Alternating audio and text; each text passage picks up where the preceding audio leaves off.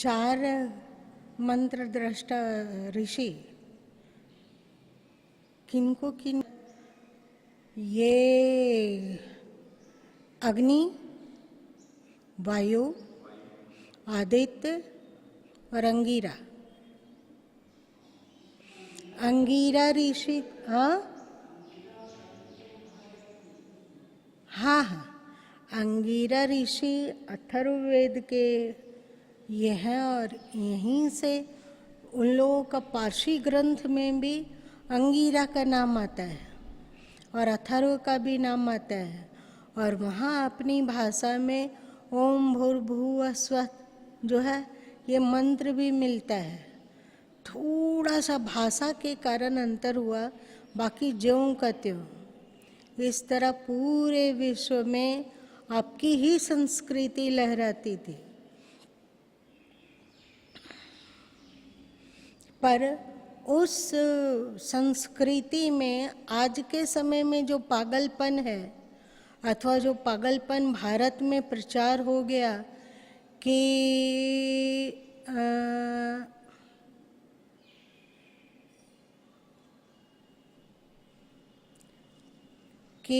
ये शूद्र है अथवा ये ब्राह्मण है और जाति के साथ उसमें ओढ़ लिया गया कि जन्म से ही मिल जाएगा। अब हमें चाहे यदि शूद्र हैं तो जन्म शूद्र घर में हुआ है तो हम शूद्र हैं, ब्राह्मण घर में हुआ है तो हम ब्राह्मण हैं। ये पागलपन घुसा, पर ये पागलपन प्राचीन शास्त्र के अनुसार नहीं है। गीता है तो गीता में भी कहा गया कि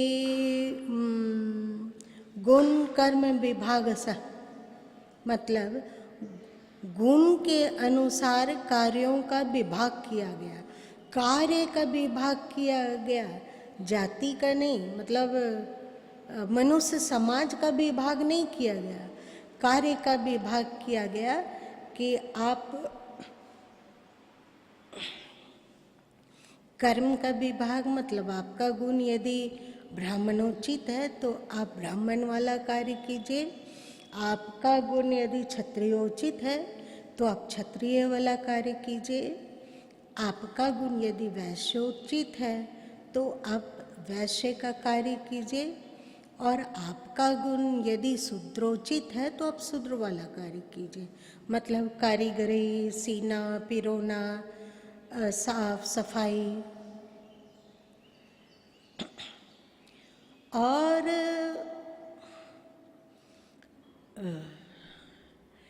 समाज में कर्म के विभाग से कोई बंटवारा ना हो जाए, लोगों में आपस में राग द्वेष ना रहे, अथवा बड़ा और छोटापन का एहसास ना हो, अथवा ऐसा नहीं था कि कोई ब्राह्मण वाला कर्म करता है तो बहुत पूजनीय है और शूद्र वाला कार्य करता है तो वो उपेक्षणीय है, ऐसी बात नहीं थी। और इसका प्रचलन आगे आने वाले समय में ना हो, इसलिए समाज में ऐसी व्यवस्था दी गई कि आप जब विवाह करते हैं अपने परिवार में तो सबकी आवश्यकता होती है।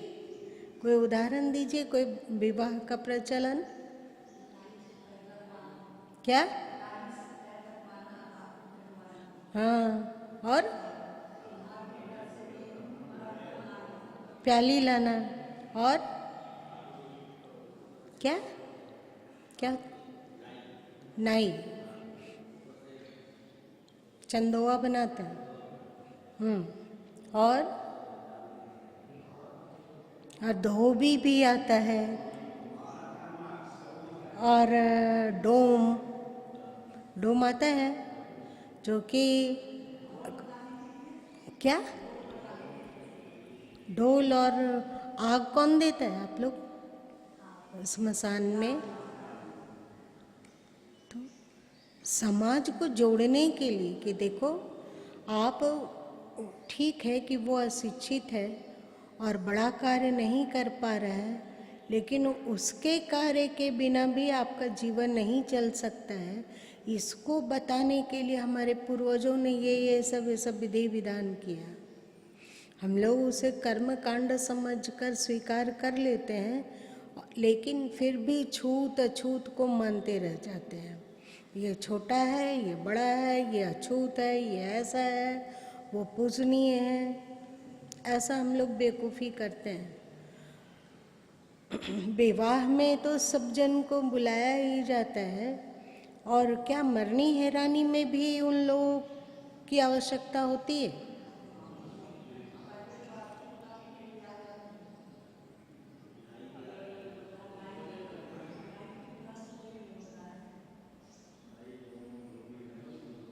अर्थी कौन बनाता है? कौन बनाता है? डोम बनाता है। अब कहाँ से? यदि आपके पूर्वज लोग उनको एकदम अछूत ही मानते हैं कि ये डोम है और बिल्कुल अछूत है, तो कम से कम मरने के समय तो उसको शुद्ध रहने दो। ये क्या मतलब हो गया कि डोम जो अर्थी बनाएगा उसमें आप उसको सवार कर देते हो, जिंदगी भर वो डोम से दूर रहा कि नहीं? जिंदगी भर दूर हो, दूर हो, दूर से बात कीजिए। आप इतना बोले और मरने के समय काहे अशुद्ध हो जा रहे हैं? लोग को चाहिए कि लोग अपने ही अर्थी बना लेते। को बनाता है अपने अर्थी? नहीं बना।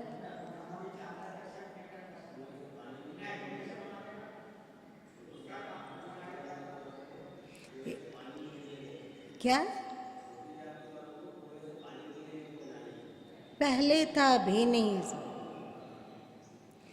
तो ये सब प्रचलन, अर्थी उसका डोम ही बनाएगा तभी वो पवित्र होगा।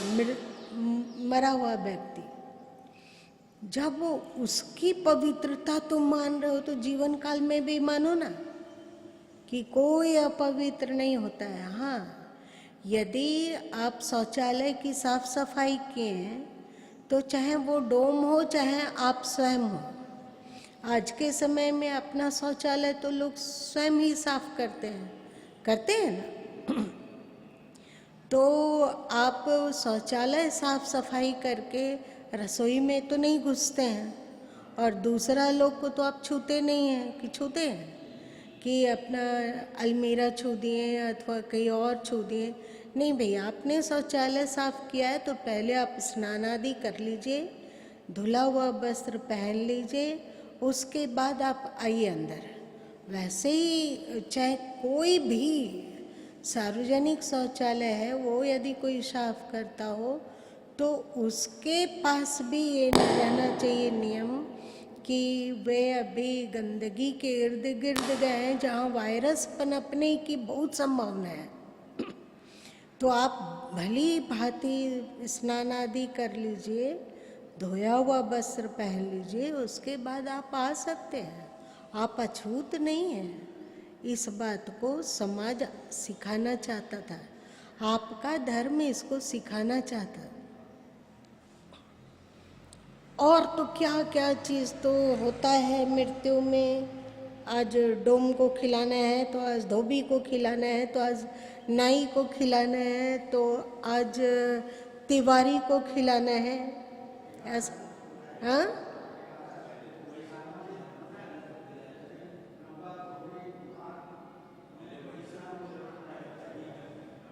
तभी उन मरा हुआ व्यक्ति की आत्मा का कल्याण होगा। जब मरा हुआ व्यक्ति की आत्मा का कल्याण करने की उनमें क्षमता है, तो जिंदा आदमी को पतित करने का कैसे उसमें क्षमता रहेगी? उसमें इतना अधिक पावर है, उसमें इतनी अधिक शक्ति है कि वो मरा हुआ आदमी को भी वैकुंठ भेज सकता है। तो जिंदा आदमी को नरक कैसे भेजेगा?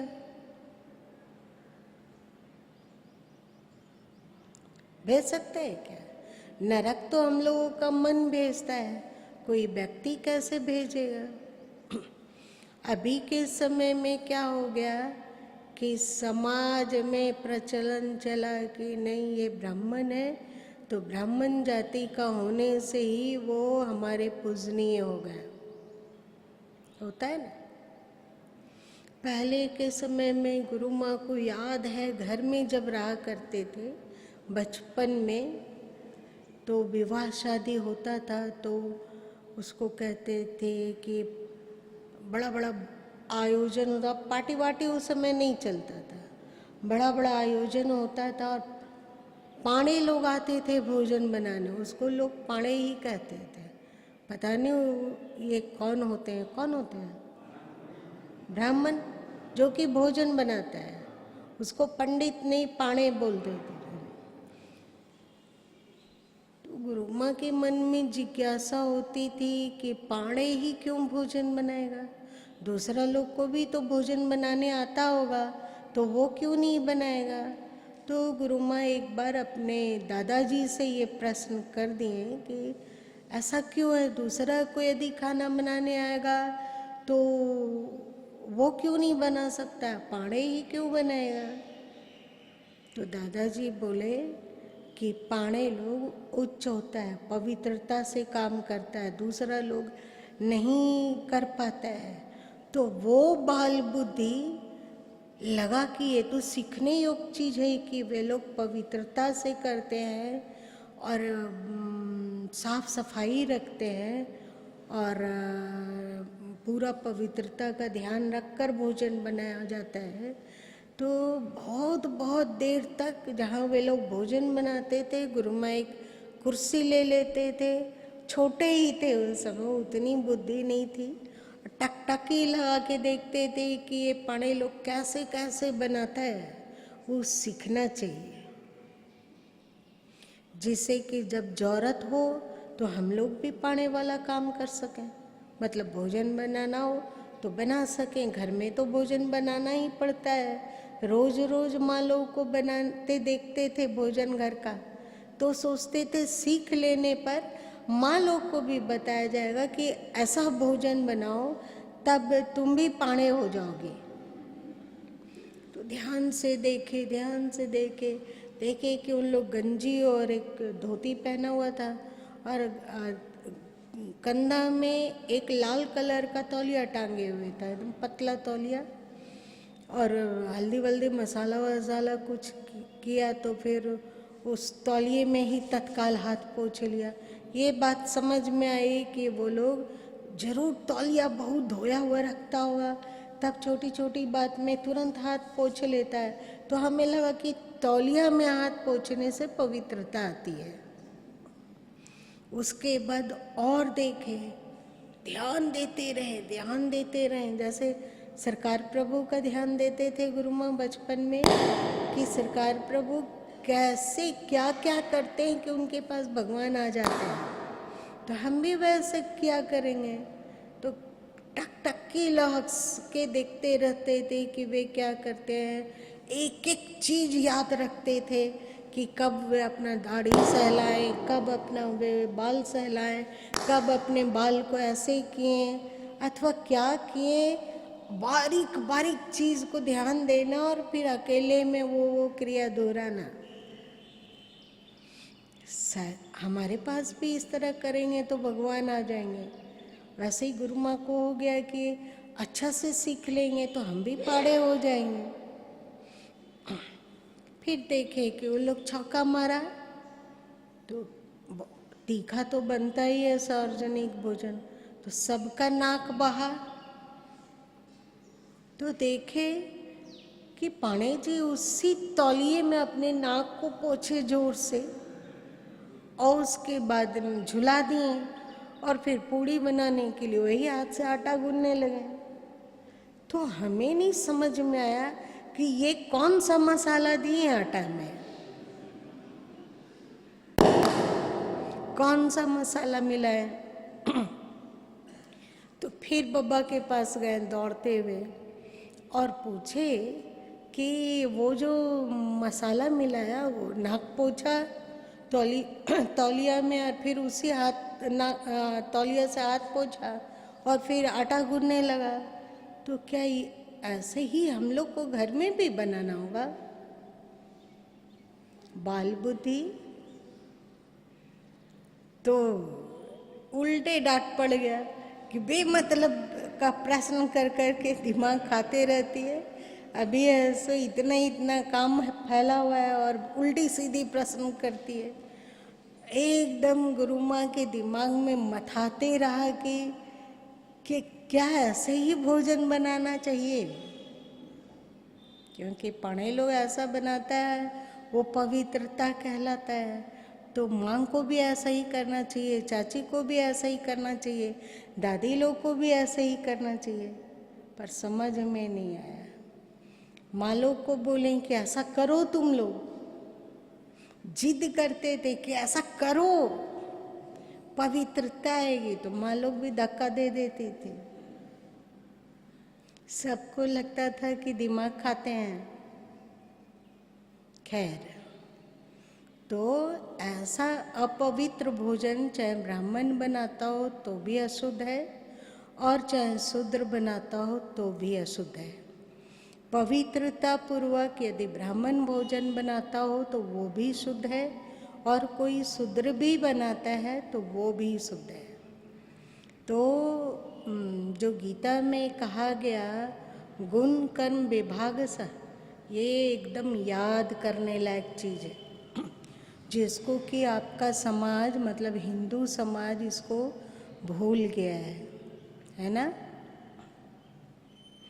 आप जहाँ रहते हैं, जिस घर में रहते हैं, जिस मोहल्ले में रहते हैं, वहाँ पर इन बातों का प्रचार प्रसार होना चाहिए। यहाँ दुनिया में कोई पराया नहीं है क्या? या तो सबके सब पराए हैं अथवा सबके सब अपने हैं। अपना भी बेटा है तो उसको भी छोड़कर जाना होता है। तो इस दृष्टि से देखा जाए तो अपने बच्चे भी पराए हैं, है कि नहीं? तो दुनिया वाला भी पराया है। अथवा जब मानते हैं कि हमारा ये अपना है तो मानो कि सब हम अपने हैं, और सबके प्रति प्रेम सीखना होगा। ये आपका वेद कहता है। आप सही वेद को पढ़ो तो कहीं नहीं लिखा हुआ है कि ये जो वर्ण व्यवस्था है वो जन्म पर निर्धारित होता है, ऐसा कहीं नहीं लिखा हुआ है। बाद के शास्त्रों में पाया जाता है पर वेद में नहीं पाया जाता है। बाद के शास्त्रों में पाया जाता है तो समझना चाहिए कि ये वेद प्रतिकूल है, इसलिए इसको रिजेक्ट करें। और मनुस्मृति में दोनों बात पाया जाता है, ये शूद्र और ब्राह्मण का द्वेष और दूरी वो भी पाया जाता है, और साथ साथ में ब्राह्मण की महिमा गान भी पाया जाता है, और साथ साथ में ये भी पाया जाता है कि ब्राह्मण शूद्र बन सकता है और शूद्र ब्राह्मण बन सकता है। ये पाया जाता है, जिसमें वर्ण द्वेषी जो श्लोक है, एक बार गुरु माँ ने कहा था ना कि उसकी भाषा को जांचिए।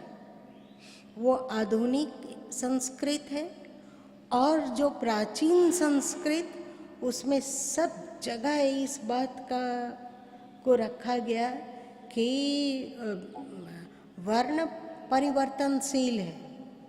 एक दिन गुरु माँ बोले थे ना कि आज चपरासी है कोई, तो वो यदि फिर से परीक्षा देता हो और उस परीक्षा में उत्तीर्ण होकर अफसर बन जाता हो तो वो हमेशा के लिए चपरासी नहीं हो जाता है। उसी तरह कोई यदि शूद्र वर्ण में जन्म लिया ठीक है, लेकिन वो अपनी क्वालिटी और गुण के कारण ब्राह्मणोचित संस्कारों को विकास कर लिया, निर्मलता, पवित्रता, इंद्रिय निग्रह, संयम, सदाचार इत्यादि को प्राप्त कर लिया, तो वो ब्राह्मण है। और कोई ब्राह्मण यदि मांसाहार लेता हो, नशा करता हो, तुम लोग देखोगे कि बड़े बड़े जहाँ शिव जी का मंदिर लोग हैं और होली वगैरह में दिखाया जाता है कि बड़े बड़े पेट वाले पुरोहित वर्ग, तुम लोग का ये पिक्चर वगैरह में भी, हाँ, बड़ा बड़ा पेट वाला पुरोहित वर्ग, उन लोग का बड़ा पेट क्यों है? मतलब आपका जो सीरियल अथवा पिक्चर उसको खाकू सिद्ध किया, और वो धर्म के नाम पर भांग को ऐसे ऐसे ऐसे ऐसे घोटते दिखाया जाता है ना।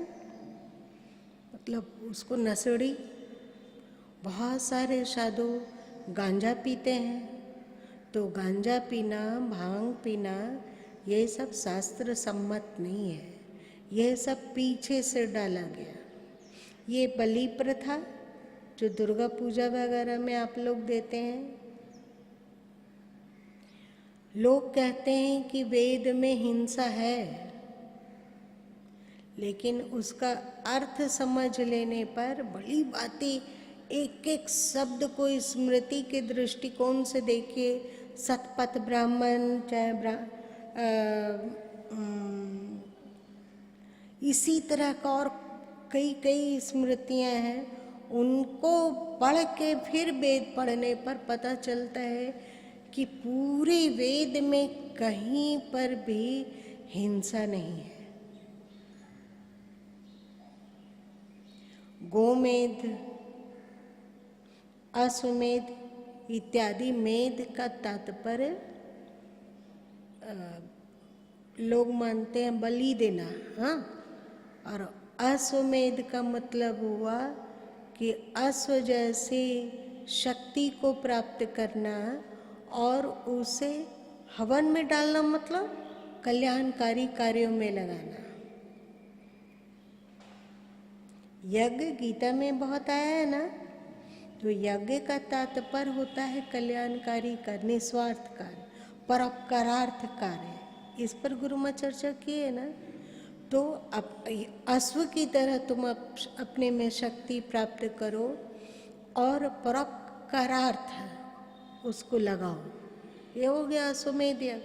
बाद में ये भी प्रचलन हुआ कि राजा लोग करता था, अश्व छोड़ता था, राम जी लोग का देखे होगे, तो उसको भी कहा गया गोमेध, मतलब गाय की तरह होना, पुष्ट होना, पुष्टता बांटने वाला होना, और उसको समाज के हितार्थ लगाना, सब कुछ को समाज के हितार्थ लगाना, ये मेध शब्द कहा गया। वेद में स्पष्ट रूप से आता है कि 2 पैर वालों को मत मारो, 4 पैर वाले को मत मारो, 1 पैर वाले को मत मारो, उड़ने वाले को मत मारो, रेंगने वाले को मत मारो, चलने वाले को मत मारो, पानी में तैरने वाले को मत मारो। और क्या कहेगी, और क्या कह दे?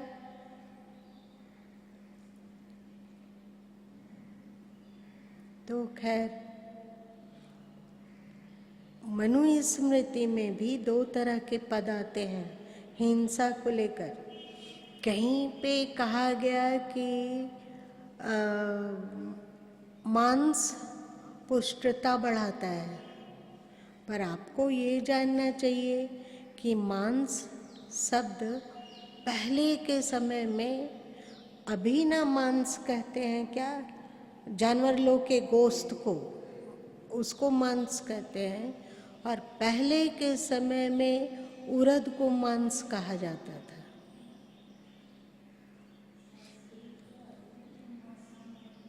आता है संस्कृत में।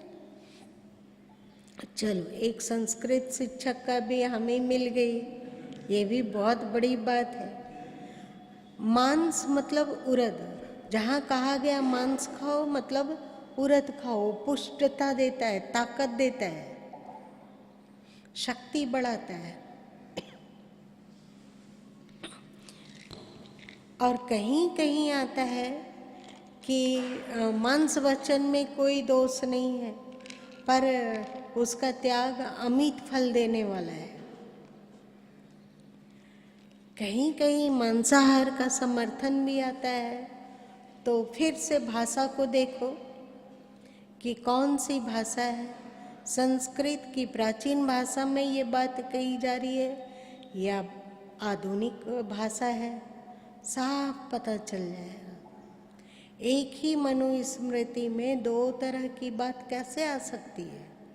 एक जगह कठोरता से कहा जा रहा है कि अन्न खाओ, साग खाओ और फल खाओ और कंद खाओ, मतलब धरती के नीचे वाला खाओ, और प्राणियों की हत्या मत करो, प्राणियों को पीड़ा मत दो। और दूसरे वहीं पे कहा जा रहा है, उसी ग्रंथ में कहा जाता हो कि नहीं, आप इसका गोश्त खाओ, बकरा का गोश्त खाओ, मुर्गा का गोश्त खाओ। तो एक ही व्यक्ति दो अलग अलग विपरीत चीज कैसे बोल सकता है? बोल सकता है क्या? नहीं बोल सकता है। तो दोनों में से एक तो झूठा है। तो ध्यान दो भाषा पर। भाषा और बहुत बहुत बारीक बारीक चीज है, उसको ध्यान देने पर स्पष्ट हो जाता है कि ये मांस भक्षण प्रेमी लोग पीछे से घुसाए हुए हैं। चाहे ब्राह्मण, शूद्र और स्त्री लोगों के कान में वेद पड़ता हो तो उसके कान में रांगा भर दो, गरम गरम शीशा पिघला के भर दो, जिससे कि वो फिर से वेद सुनने के काबिल भी ना रहे, कुछ सुन ही नहीं पाएगा। जब कान में रांगा और शीशा भर दीजिएगा पिघला के, तो कैसे कान को सुन सकेगा? सुन सकेगा? नहीं सुन सकेगा। तो ये दंड निर्धारित किया गया। ये दंड का निर्धारण भी जब फिर से भाषा को देखो, प्राचीन काल को देखने पर यह सिद्ध होता है कि मनु जी अपनी बेटी, मतलब ईरा नाम था उनकी, मनु जी की बेटी का, तो वे पुरोहिता ही करती है। मनु जी यज्ञ कर रहे हैं और वो पुरोहित के जगह में बैठ के यज्ञ करवा रही है। यदि स्त्री लोग यज्ञ करा ही नहीं सकती है, यदि स्त्री लोग पूजा करवा ही नहीं सकती है, यदि स्त्री लोग वेद पढ़ ही नहीं सकती है, तो फिर ये इतिहास जो बोल रहा है उसका क्या करें? और तो और वेदों में बहुत सारी ऋषिकाएं स्त्री भी है ना? तो फिर स्त्री लोगों को वेद पढ़ने का अधिकार क्यों नहीं होगा? कहाँ ये लिखा हुआ है? तो लोग कहते हैं कि ये मनुस्मृति में लिखा हुआ है। मनुस्मृति में उल्टो पुल्टो, तो ये सच में लिखा हुआ है। फिर उसकी भाषा देखो और बारीकी देखो तो पता चलता है कि ये तो है ही नहीं मनु जी की भाषा। और भी बहुत बारीक बारीक चीज को देखने पर स्पष्ट हो जाता है कि ये बात से घुसाया हुआ चीज है। ऐसा ही समाज, जैसा कि गुरु माँ की कल्पना है क्या, जो कि हमारा प्राचीन धर्म बोलता है, जिसे कि गीता बोल रही है, जिसे कि मनुस्मृति बोल रहे हैं, जिसे कि वेद कहता है कि चारों वर्ण अपने योग्यता के अनुसार कार्य करो। कोई कार्य छोटा बड़ा नहीं होता है, पर वो पूरा जाति वही काम करे ये जरूरी नहीं है। उनका वर्ण परिवर्तन होता है, ब्राह्मण शूद्र बन जाता है, शूद्र ब्राह्मण बन जाता है। इस बात को समझकर कोई मत समझो कि हम जाति से बड़े हैं और अमुक व्यक्ति जाति से छोटा है, अथवा अमुक व्यक्ति किसी जाति में जन्म लेने के कारण अछूत है और हम लोग किसी अच्छा जाति में यदि जन्म मिल गया तो हम लोग शुद्ध हैं। ऐसा पागलपन का त्याग करो। और बलि प्रथा, कितना दुर्भाग्य है ये।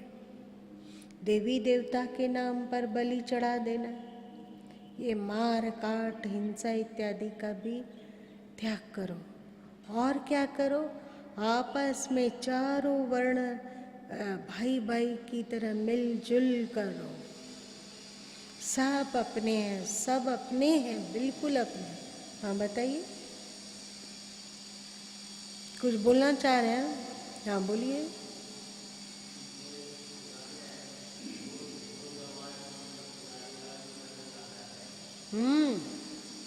तो आप अपनी पत्नी को पीटते हैं क्या? नहीं ना। पीटना चाहते हैं? नहीं। बैठ जाइए। ढोल गंवार शूद्र पशु नारी, देखिए कि ये किस प्रकरण में कहा गया है। कहीं सुपनखा के लिए तो नहीं कहा जा रहा है।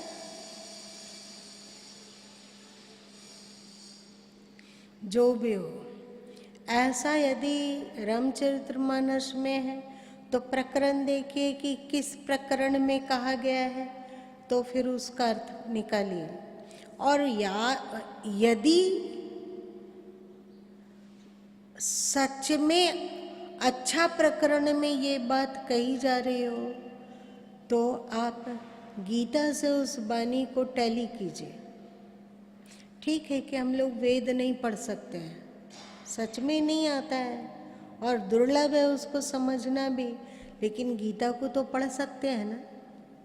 इस शास्त्र कहते हैं, वेद व्यास जी स्वयं कहे हैं कि सारे उपनिषदों का सार, वेद का सार उपनिषद है और उपनिषद का सार गीता है ना। तो गीता को खोलो, गीता से मिलाओ। यदि गीता से मेल करता हो तो उसको स्वीकार कर लो, यदि गीता से मेल नहीं करता हो तो उसको त्याग दो। चाहे किसी भी ग्रंथ में कहा गया हो, मनुस्मृति को यदि आप सब कुछ स्वीकार करते हैं कि मनु जी जो कुछ भी बोल दिए सब स्वीकार्य है, उसमें आधुनिक और प्राचीन भाषा का कोई अंतर नहीं है, तो मनुस्मृति को भी गीता से टैली करो। और यदि मिलता हो, जो जो बात मिलता हो उसको मान लो, जो जो बात नहीं मिलता हो उसको छोड़ दो। हिम्मत जुटाओ और आपस में प्रेम बढ़ाओ। सब एक दूसरे से मिलजुल कर रहना। कैसा लगता है जब कोई आप लोगों से नफरत करता है? तो लगता है ना, बुरा लगता है। यदि कोई कह दे कि वो अरे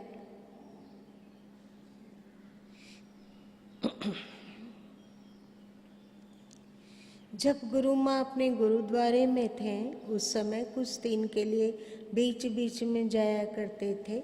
कोई ना कोई परिवार वाला साथ जरूर रहता था हर समय, अकेले वहाँ कभी नहीं रहा गया है। तो एक बार गुरु माँ के विरोध में बहुत सारे साधु समाज और बहुत सारे गृहस्थ समाज आधम के थे आश्रम में। नहीं, बाढ़ गुरुद्वारा, यहाँ पर तो धमकने का प्रश्न ही नहीं उठता है, क्योंकि ये तो गुरु माँ के द्वारा बनाया हुआ है आश्रम, तो यहाँ कौन धमकेगा? वहाँ और जाति को लेकर हवा खड़ा किया गया। तो पहली बार समझे कि जाति भी हवा हो सकता है और साधु समाज भी जाति मानता है। ये पहली बार देखकर ठेस लगा कि ऐसा हो सकता है। साधु समाज भी मानता हो, गृहस्थ लोग भी मानते हो। उसके बाद लगा कि जैसे कोई आपको आपकी जाति को नाम लेकर आपको तिरस्कार करता है तो आपको बुरा लगता है, वैसे ही दूसरे को हम लोग जो जाति के नाम पर तिरस्कार करते हैं उसको भी दुख लगता होगा कि नहीं? तो ये सब क्या हम लोग मिलकर एक नए समाज की संरचना नहीं कर सकते हैं, जहाँ पर जो एक गाना में सुने हैं, वो क्यों था, एक ही लाइन इतना ही याद है, साथ ही हाथ बढ़ाना, कोई था क्या, सबको ये हाथ एक दूसरे का पकड़े हुए और दूर तक चले गए हों और गोल गोल बन गए हों। एक होता है कि हाथ बढ़ा बढ़ा के मीलों आगे बढ़ गए, लेकिन उसका हाथ एक तो छूटा है और इस छोर पर एक हाथ छूटा है, ऐसा भी नहीं, गोल गोल दोनों हाथों से अपने अगल बगल को थामे। क्या हम लोग एक नए समाज की संरचना में अपना योगदान नहीं दे सकते हैं? तो क्या हम लोग इससे ऊपर उठकर सोच सकते हैं? सोच सकते हैं। एक प्यार, एक अपनापन, पूरा हिंदू लोग, पहले तो अपने धर्म वाले लोग को का हाथ पकड़ो ना, फिर पूरे विश्व वसुदेव कुटुंबकम करना। जो अपनी माँ का इज्जत नहीं कर पाता है, वो दूसरे की माँ की क्या इज्जत करेगा? तो जो अपने लोग,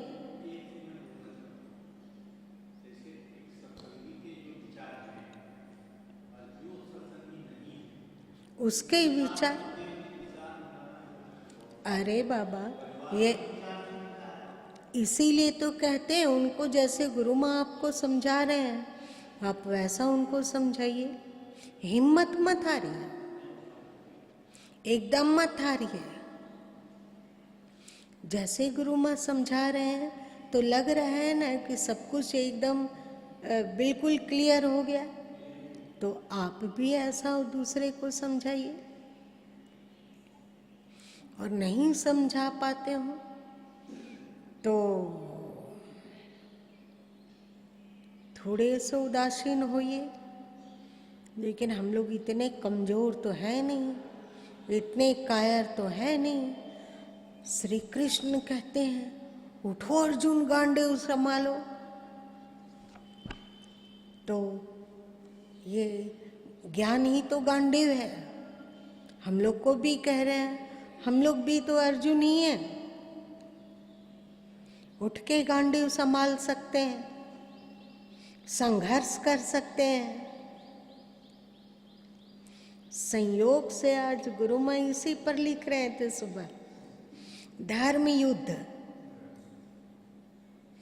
तो पहले तो जिहाद और धर्म युद्ध को अलग अलग करके समझा दिया गया संक्षेप में, फिर धर्म युद्ध क्या है उसके बारे में चर्चा हुई। खैर, तो हम लोग धर्म युद्ध करने के लिए तो तैयार ही हैं, नहीं कर सकते हैं।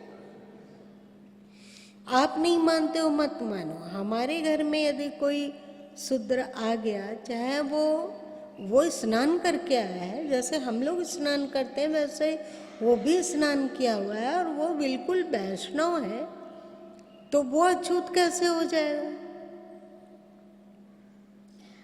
वो अछूत हो गया। और जो मांसाहारी ब्राह्मण है और भंगेड़ी और गंजेड़ी यदि हो तो वो कैसे शुद्ध हो जाएगा?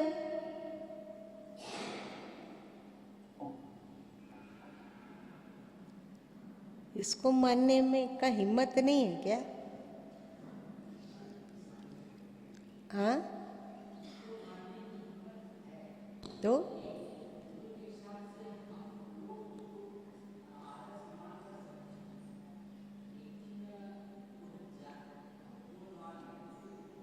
क्या है?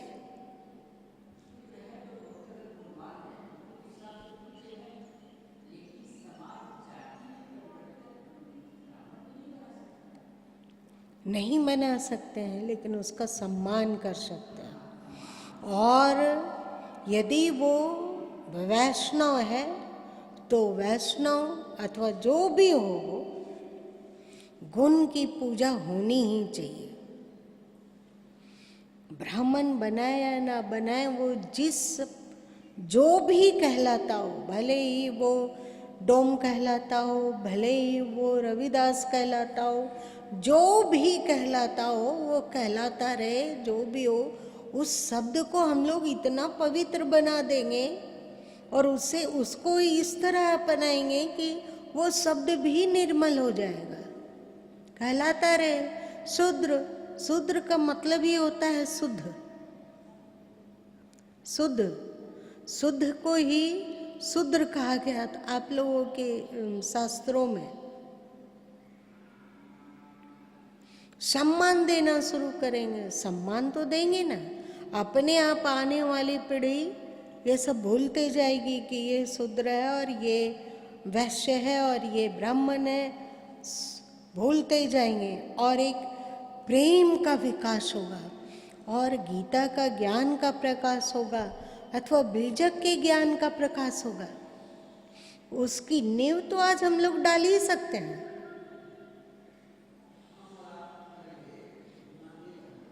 हम और आप करेंगे, हम लोगों से बहुत सारे लोग प्रेरणा लेंगे। एक दीपक जलता है तो वो हजारों दीपक को जला सकता है। और हम समाज को नहीं बदल सके तो क्या हुआ? स्वयं को बदलेंगे और एक स्वयं आदर्श उपस्थित करेंगे। आश्रम में ये आदर्श है या नहीं? क्या किसी को जाति के कारण विशेष सम्मान दिया जाता है अथवा क्या किसी को जाति के कारण उसको हे दृष्टि से देखा जाता है? एक जैसा व्यवहार होता है, एक जैसा प्रसाद होता है, एक जैसा भोजन वे सब मिलजुल कर करते हैं। सबका उठना बैठना कभी पता ही नहीं चलता है कि वो अमुक जाति का है, ये अमुक जाति का। लगने लगता है कि हम लोग एक परिवार हैं। अपने से शुरुआत करेंगे। शायद आचार्य श्री राम शर्मा का एक सूत्र है, हम बदलेंगे तो जग बदलेगा। ऐसा कोई है ना सूत्र? चलेगा? इसका प्रचार कीजिए।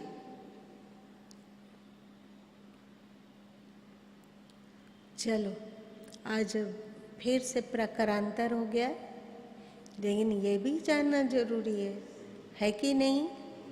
ये भी जानना जरूरी है। अब हम लोग अगले दिन से ईमानदारी पूर्वक भक्त नरसिंह मेहता पर श्रवण करेंगे। ठीक है? आज इतना ही रहने दो।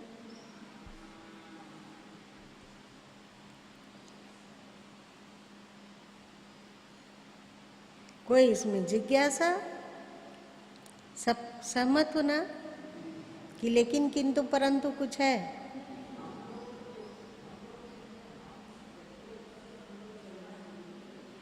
शुरू कर चुके हैं।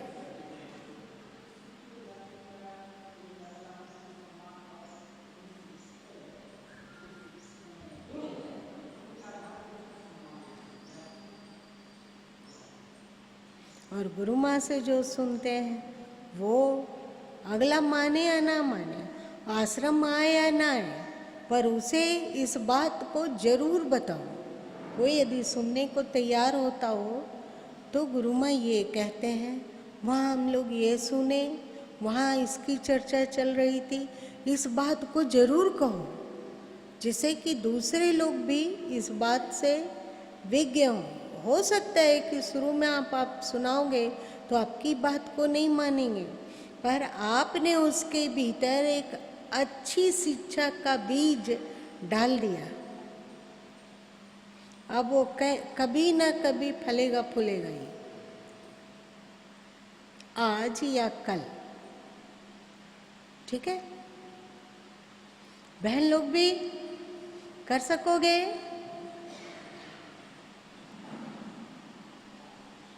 सुनंदा, तुम लोग अपने घर में ये जाति वाती देख कर रखती है क्या?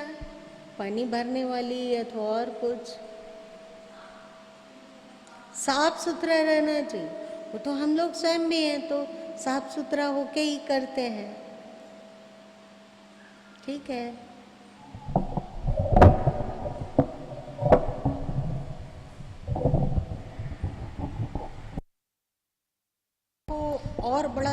जिज्ञासा हुई थी उसे भी बता देते हैं कि जब जगजीवन राम जी का था पहरा और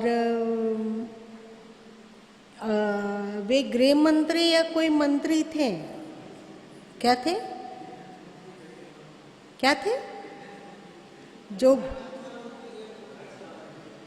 जो भी थे, तो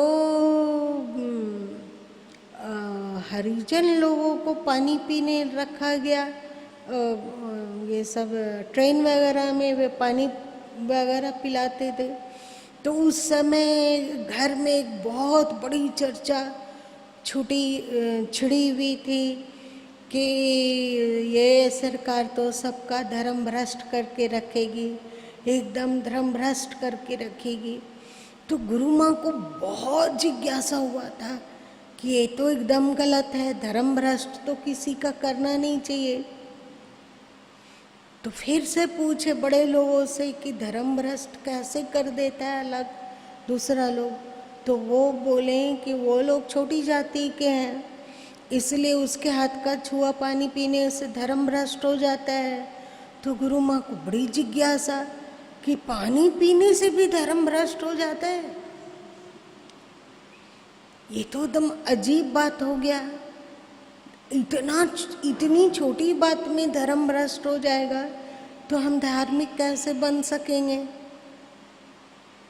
बहुत लोगों से पूछे कि पानी पीने से धर्म भ्रष्ट कैसे हो जाता है, हमको एकदम बढ़िया से समझा के समझाइए, अच्छा से समझाइए। कोई नहीं समझाया, सब कोई कहता था कि जो कहते हैं ना बस बात मान लो। इतना अधिक दिमाग में परेशानी रही है उस समय कि सरकार काहे धर्म भ्रष्ट कर रही है, पानी पीने से कैसे धर्म भ्रष्ट हो जाता है। कहीं भी हम लोग जाते हैं तो कौन पानी देता है, लेता है, तो धर्म भ्रष्ट हो जाएगा तो फिर भगवान को कैसे पाएंगे।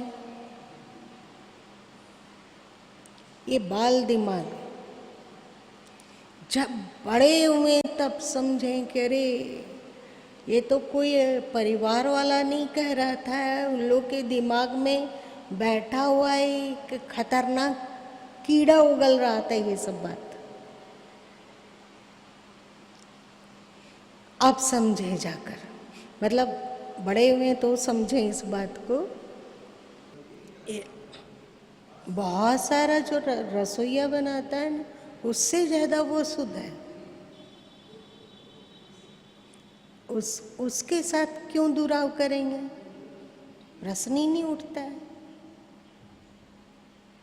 यदि ब्राह्मण भी गंदा संदा आता हो तो उससे भी दुराव होना चाहिए, और शूद्र भी यदि साफ सुथरा रहता हो तो उससे भी दुराव नहीं होना चाहिए।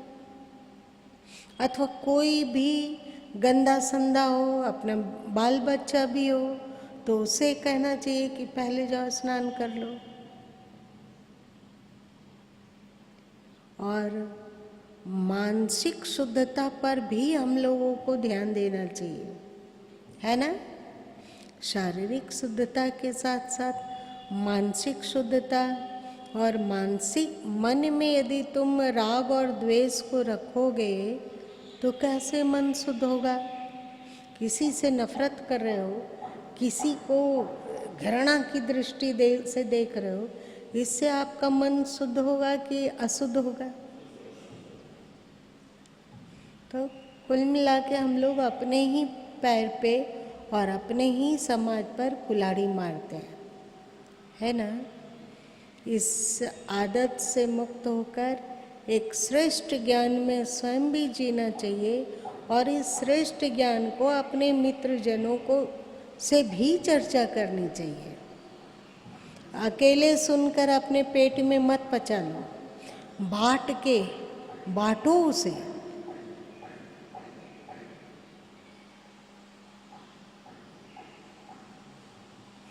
यही असली गुरु भक्ति है, यही गुरु दक्षिणा भी है, ठीक है।